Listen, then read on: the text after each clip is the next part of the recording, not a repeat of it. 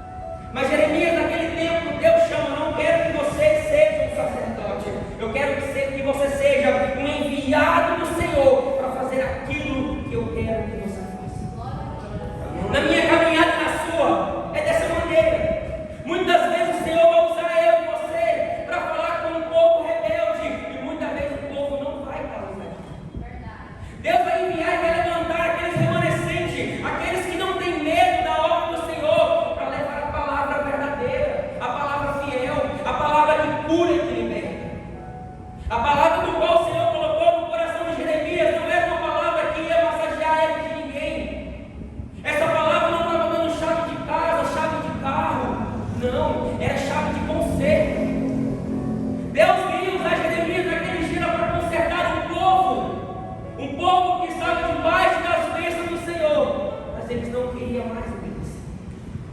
Então a palavra do Senhor vai dizer que ele usa Jeremias de todos os modos, leva Jeremias por todos os campos, mas o próprio povo de Deus não aceita Jeremias. O povo recusa Jeremias. O povo pega Jeremias e joga ele dentro de um poço todo amassado. O povo não tinha dó, porque o povo não queria acreditar que Deus, fiel e poderoso, ia fazer o que ele tinha que fazer. Então Deus fala para ele: Jeremias, eu vou pegar esse povo e eu vou colocar eles cativos por 70 anos. Eu vou fazer isso com o meu povo, porque o meu povo não quer mais me ouvir. O meu povo não quer mais se juntar a mim. Assim como o pastor disse aqui, o meu povo não quer ser obediente. O meu povo não quer mais andar em união. O meu povo quer andar desgarrado. O meu povo quer andar de qualquer maneira. O meu povo acha que sozinho pode fazer a obra, mas não pode. A obra do Senhor tem que ser em comunhão, tem que ser em quantidade de irmãos, tem que ter números. Um elo de uma corrente sozinho, ela não tem força. Um elo de uma corrente, você não tranca a porta da sua casa. Um elo de uma corrente, você não faz nada. É necessário vários elos para que se venham ter a força necessária. Quanto mais eu e você nos ajuntarmos com o povo de Deus, mais força nós temos para lutar contra as ciladas do inimigo. Nos dias de hoje, Deus ele está entristecido com o teu povo, porque o povo não quer mais ouvir a voz dos profetas verdadeiros.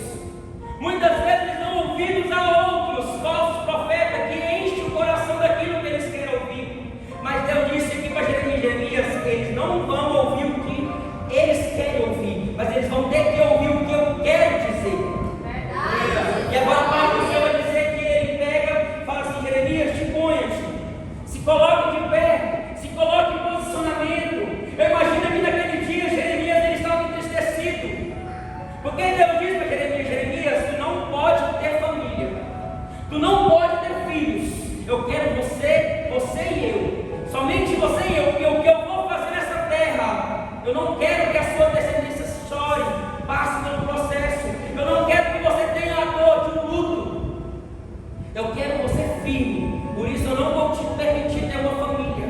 Eu não vou te permitir ter filhos. Mas eu vou te permitir conhecer o sobrenatural de Deus. Eu vou te permitir você caminhar por lugares aonde você nunca imaginou. Eu vou permitir você andar por lugares no meio do cativeiro, no meio de ninho de cobra. Eu vou te permitir você andar no meio dos fofoqueiros, dos caluniadores. Eu vou te permitir você entrar no centro de macumba e você fazer a diferença no meio daquele povo. Irmão Ismael, misericórdia, não sei de macumba, irmãos, mas é lá que nós temos que ir, se Deus permitir. Porque eu estou aqui pregando para pessoas crentes é muito fácil, mas eu, Ismael, pregar para pessoas que não acreditam mais em Deus, pessoas que estiveram machucadas, muitas das vezes por nós mesmos, é difícil. Pessoas que se machucaram por algum motivo, por uma palavra minha e sua, é difícil de você ir lá e converter o coração dessa pessoa. Eu fico muito triste quando eu vou em lugares e as pessoas falam assim: não, crente não presta, crente é tudo da mesma laia, crente é tudo igual. Isso dói. Sabe por quê? Porque o irmão Ismael não contribuiu para isso.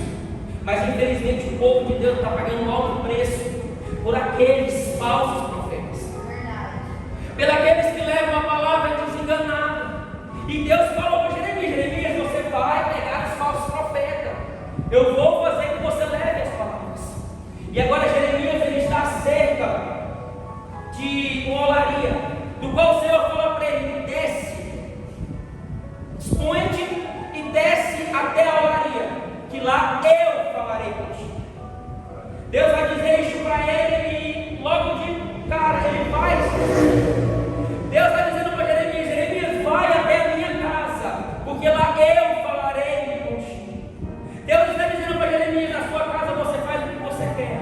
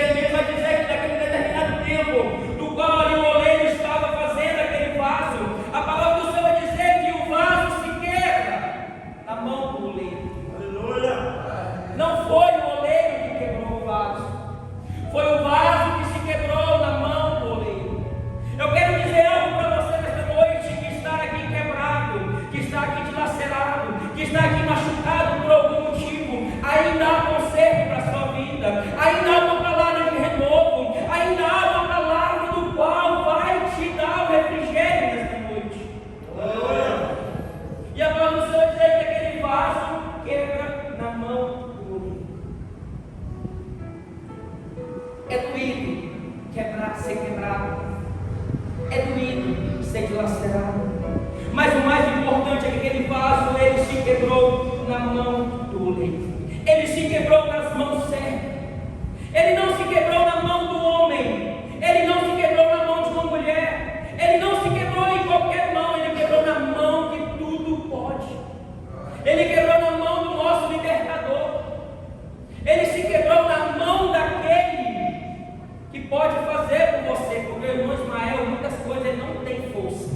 Os braços do irmão Ismael é fraco, mas os braços do nosso Deus Todo-Poderoso não está encolhido para que possa fazer sobre a minha e sobre a sua vida.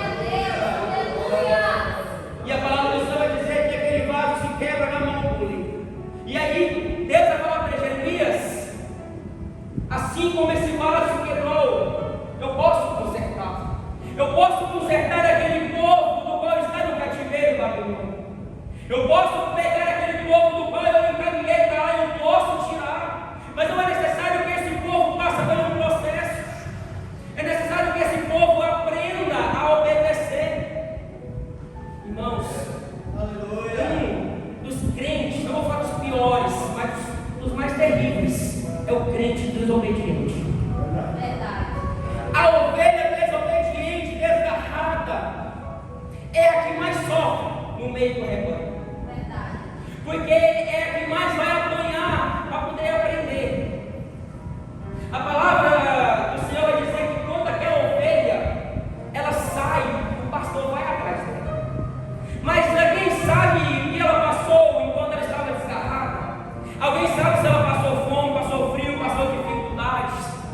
Mas eu quero dizer para você nesta noite que eu não sei o que você passou por esses dias, mas eu sei que nesta noite você veio no lugar certo de um Deus Todo-Poderoso, que Ele veio resgatar a sua alma, os seus sonhos. Ele veio nesta noite resgatar tudo aquilo que você perdeu. Nesta noite Ele veio resgatar tudo aquilo que você não mais acredita.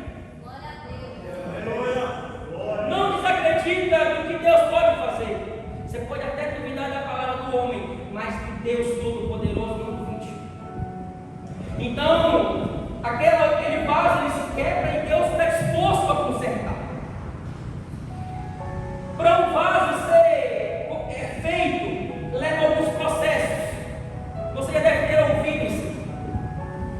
É necessário que, quando um oleiro ele vai fazer um barro, o primeiro passo que ele tem que fazer é ir buscar o barro.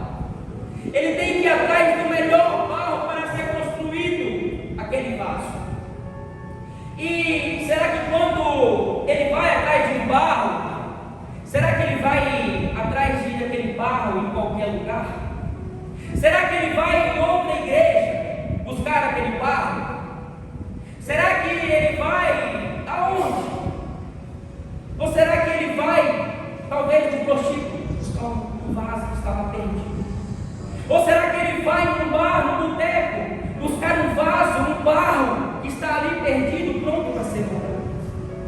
Ou será que ele vai buscar o barro nos lugares mais difíceis? Porque pelo que eu estudei, um barro bom, ele está nos lugares mais difíceis de se encontrar. Ele está no meio de pedra, no meio de raízes, muitas vezes até dentro de cisterna de poços. E aí o oleiro ele busca aquele barro, ele traz aquele barro para dentro da solaria.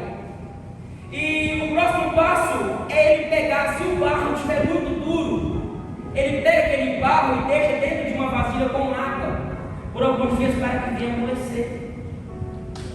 Ele pega aquele barro e coloca ali dentro daquela água para poder amolecer. O que é a água representada aqui na Bíblia? Esse aqui, ó, é a palavra do Senhor. Quando nós vamos atrás de um barro, nós temos que colocar água, palavra. É a palavra do Senhor que vai mudar aquele barro. É a palavra do Senhor que vai transformar aquele barro. É a palavra do Senhor que vai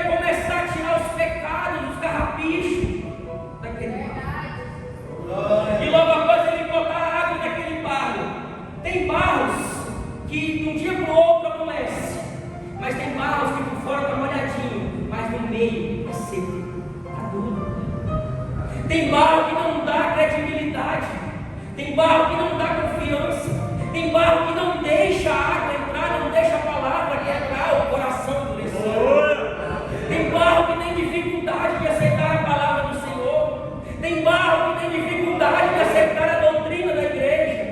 Tem barro que tem dificuldade de aceitar a repreensão do Senhor. Porque no livro de João, lá no capítulo 15, vai dizer que a figueira verdadeira, ela tem que ser podada. Ela tem que ser podada, porque se aquela uva que ali está bonitinha, vai chegar um certo tempo que os galhos vão começar a secar. Se aqueles galhos que estão secos no meio daquela vinha, se ele não for limpo, os outros frutos se perdem. A árvore pode morrer. É assim a palavra do Senhor comigo e com você. É necessário que o Senhor venha podar eu e você todos os dias para que haja libertação.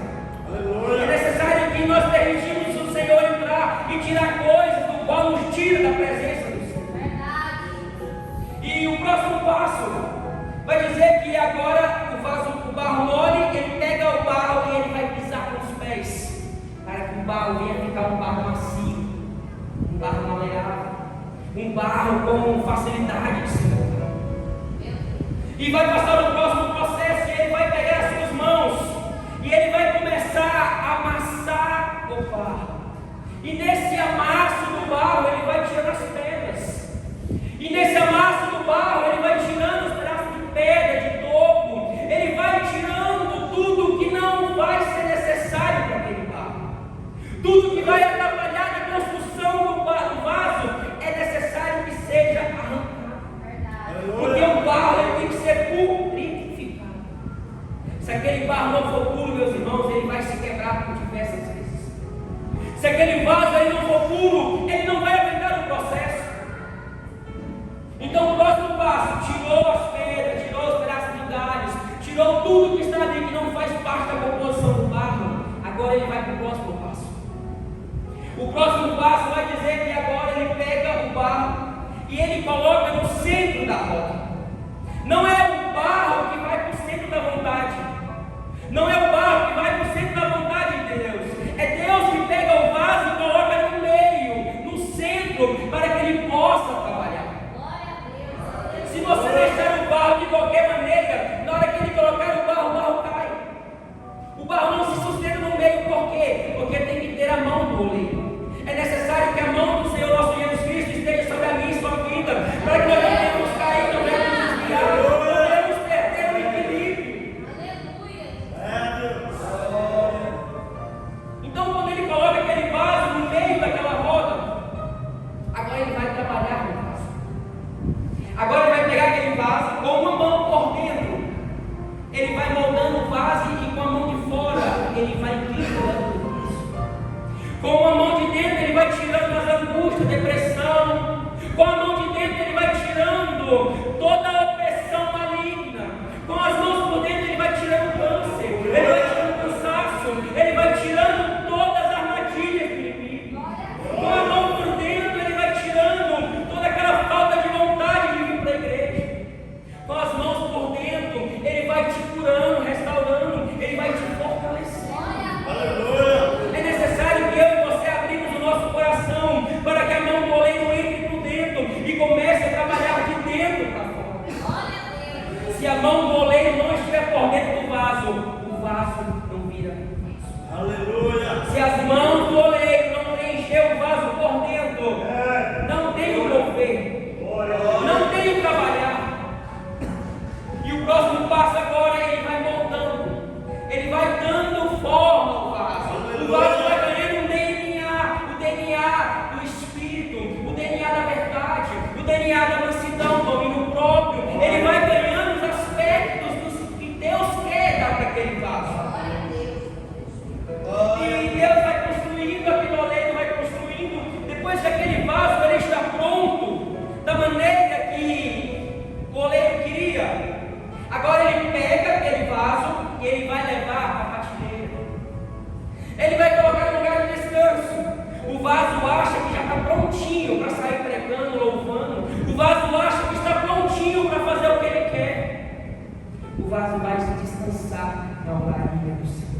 Porque a gente acha, irmãos, que o processo de libertação é de um dia para o outro. Não é.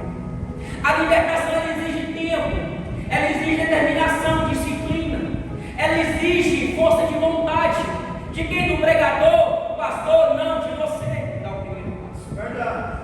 A libertação ela exige que você dê o primeiro passo e fale: Senhor, eu quero me libertar daquele vício. Aquele cigarro do diabo eu não aguento mais. Aquela bebidinha que eu bebo antes do almoço eu não aguento mais. Senhor, eu quero me livrar desses maus vícios malignos. O que Deus está falando para você? Dá o primeiro passo. Deus.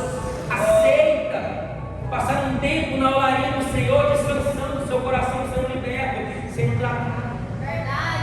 Aquele vaso ele fica ali por um tempo, enxugando, secando, pegando resistência. Porque o crente que não pega resistência é um crente fraco. É um crente que qualquer coisinha quer sair da igreja. Qualquer coisinha que o pastor fala: não, aquela igreja não é para mim. Não, mas só aquele meu líder falou uma coisa que misericórdia, não quero mais. Disse que eu tenho que chegar mais cedo, eu não vou chegar mais cedo. Disse que eu tenho que ensaiar mais, eu não vou ensaiar mais. Disse que eu tenho que jejuar, eu não consigo jejuar. Disse que eu tenho que orar pelo meu irmão, mas eu não gosto dele, eu não vou orar por ele. Pode, irmão. Nós temos que orar mais pelos nossos inimigos do que pelos nossos irmãos. Porque os inimigos todo dia estão tentando derrubar o seu ministério. O seu inimigo todos os dias ele quer lutar para que o vaso venha se quebrar. E aquele vaso passa um processo ali na partilheira, só esperando o tempo certo. E agora o próximo passo, ele vai pegar aquele vaso e vai levar para dentro da fornalha. Ah, irmão Ismael, dentro da fornalha agora eu não vou aguentar, eu vou morrer. Vai não. Porque ele começa com fogo pequenininho, ele vai aquecendo devagarzinho. Não pode chegar e pôr fogo de uma vez no vaso que ele não aguenta. É devagarzinho que vai caminhando. Quem lembra de Sadraque, Mesaque e Abednego na fornalha? Eles passaram por aquele processo com a fornalha crescendo muitas vezes mais, mas a palavra do Senhor vai dizer que lá dentro havia um quarto homem no qual ligou naquele povo daquela fornalha. No meu coração aquele homem não era o quarto, ele era o primeiro, porque ele sempre esteve lá. No meu coração aquele vaso, aquele homem que era o nosso Deus, sempre esteve lá. Glória a Deus. E agora aquele vaso ele vai entrar para dentro da fornalha, ele vai ficar por 7, 10 horas mais ou menos ali, pegando um fogo baixo, vai secando devagarzinho. Irmãos, não queira as coisas depressa demais. Verdade. Não tenta buscar o sucesso rápido demais, porque quando você cair, vai ser difícil para você. Verdade. É melhor ter um vaso quebrado na mão do oleiro do que um vaso caído. E agora ele vai pegar, vai colocar aquele vaso agora ele vai ser aquecido, ele vai ser transformado. Mas ainda não parou. Agora esse vaso ele vai ser aquecido 40 vezes mais. Por quê? Porque o vaso ainda está cinzento. O vaso ainda tem cor e aspecto de barro. Tem cor e aspecto de lama. Ele ainda não está na cor bonitinha que nosso Jesus quer. Agora ele vai aquecer ele muito mais para que ele venha pegar aquela cor avermelhada, aquela cor coradinha. Ele vai pegar aquela cor bonitinha do qual você vê que um vaso, quando ele está preparado, ele está pronto, ele muda, ele tem cor, ele tem aspecto, ele tem caráter, ele tem responsabilidade, ele tem sapatos novos, anéis novos, roupas novas, ele é diferenciado. E vaso nenhum foi feito para ficar vazio. Nenhum vaso foi feito para ficar vazio. O nosso Senhor Jesus Cristo fez um vaso para ele se manter cheio. Se nós formos ver lá em 2 Coríntios, lá no verso 5, capítulo 5, verso 4, vai dizer que Paulo vai se retratar de um vaso. E ele vai dizer que aquele vaso foi feito para guardar tesouros. Aquele vaso do qual Paulo vai se retratar dele foi feito para guardar coisas valiosas. Ele não foi feito para guardar qualquer porcaria. Eu e você, homens e mulheres de Deus, temos mania de guardar os nossos tesouros em bancos, em cofres. Nós temos mania de guardar nossos bens mais valiosos, terrenos, em lugares do qual o homem não pode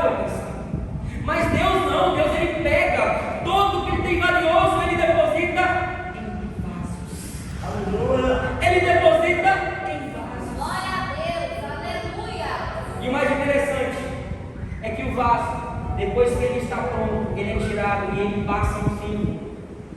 Agora, descansando novamente, porque ele passou por um processo dolorido. Ele aceitou passar por aquele processo. Ele aceitou a repreensão do Senhor.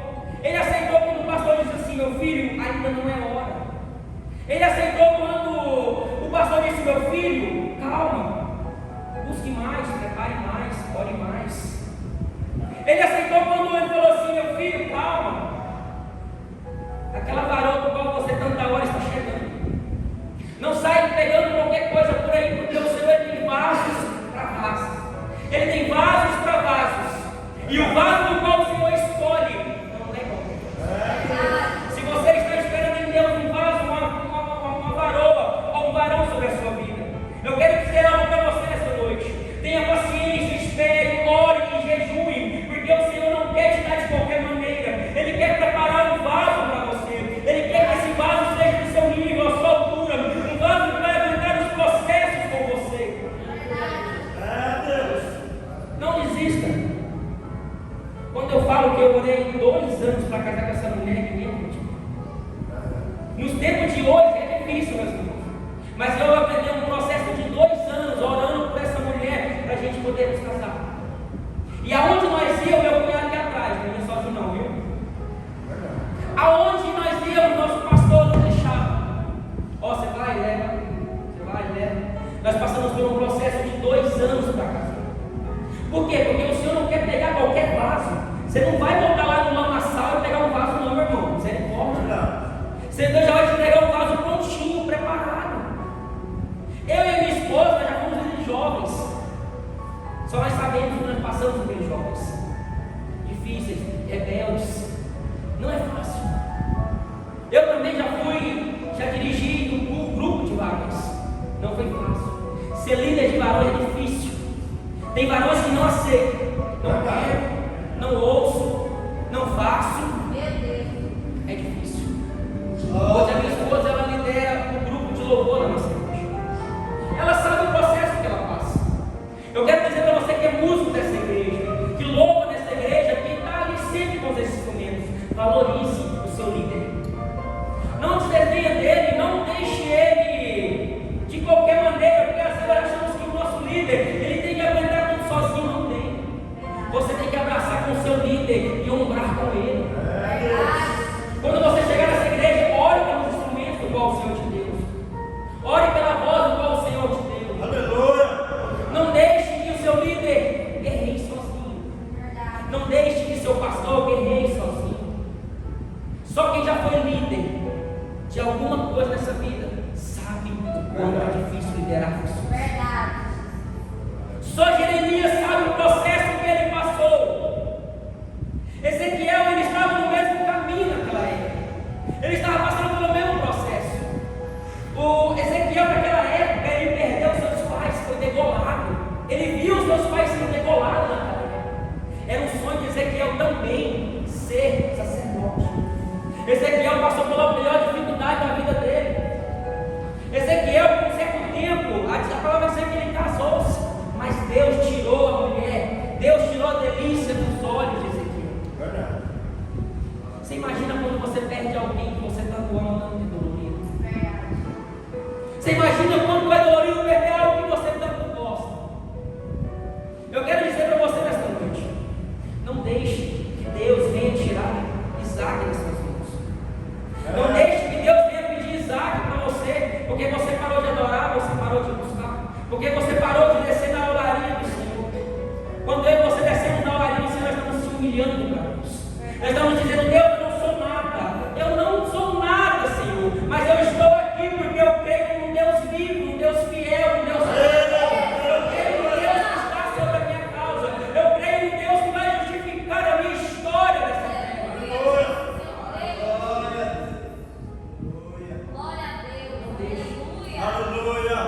Não deixe que Deus pegue você despreparado. Porque Deus, ele avisa. Quando Deus ele vai fazer algo com o vaso, ele avisa. Ele não pega o vaso despreparado. Ele pega vasos avisados. Vaso que não está ouvindo mais a voz do Senhor. Porque Jeremias, ele ouviu tudo que o Senhor queria.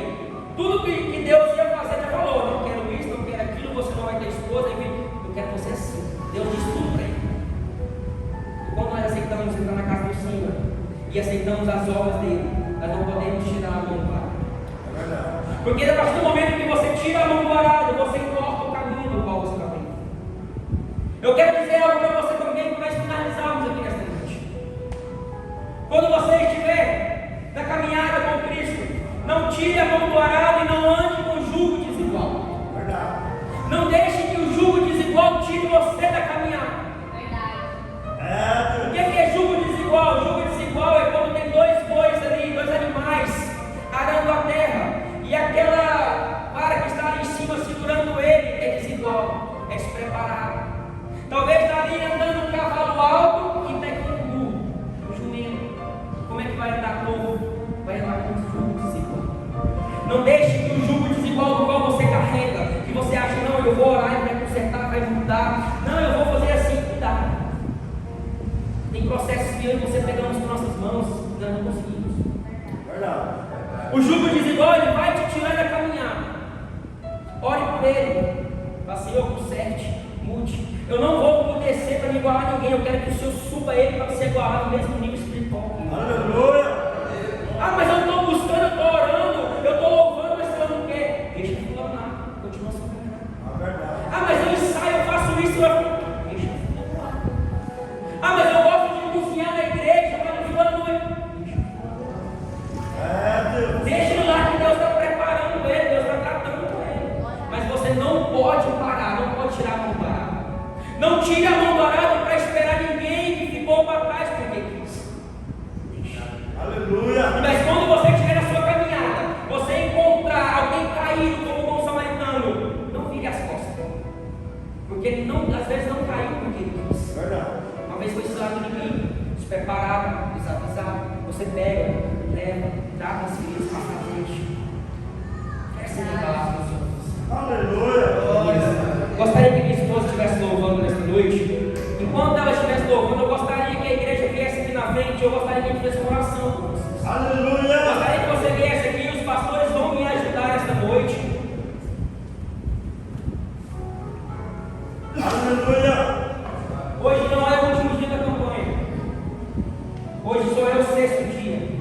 Mas eu sei que se você crer, nesta noite, você vai sair daqui cansado.